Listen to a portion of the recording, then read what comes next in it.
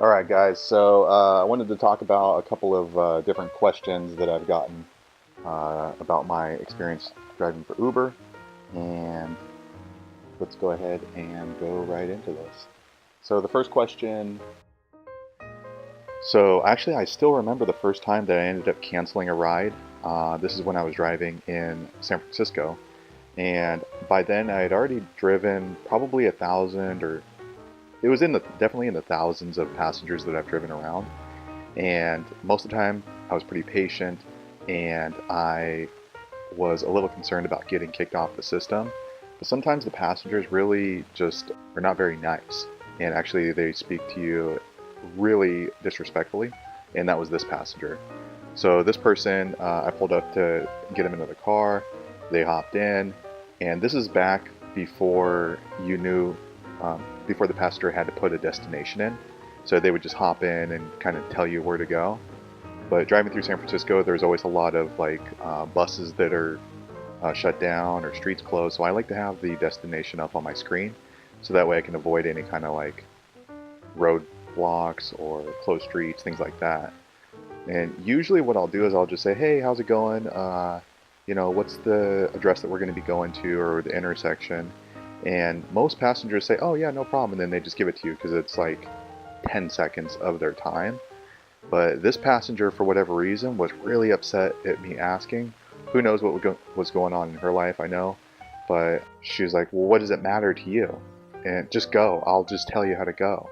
And I thought, yeah, I understand that, but I like to have it up on my map because it just feels safer for us.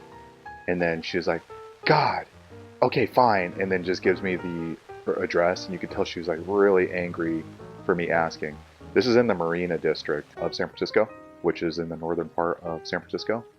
Anyhow, so I typed on the address, and then I started driving.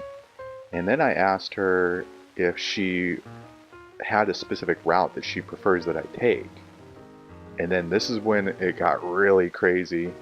Well, not crazy like fighting, like, or some kind of like assault or anything like that, but she was really upset. She just threw her arms up in the air. She goes, why are you even asking me?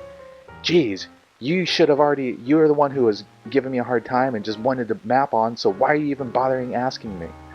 And I said, excuse me? I'm sorry, it sounds like, sounds like you're a little upset. And then she's cursing, what the F? This is the problem with Uber and this. So then I just pulled over. And for whatever reason that day, I just wasn't in the mood. So I asked her, okay, go ahead and hop out. And I said it pretty firm because I didn't want to get into some crazy altercation with her. And then she completely changed. She goes, what? I said, yeah, get out. And I pulled over on the safe side of the street, and I just wasn't in the mood. And I knew that there was no way that this ride could turn positive. I told her to get out. And then as she was getting out, she said a couple obscenities towards me, and then said, I'm giving you a 1 star. And I probably shouldn't have said this, but I said, okay, that's fine. Who cares? I have so many 5 stars that your 1 star doesn't even matter. And then she said a couple of curse words and then slammed my door. And that was it.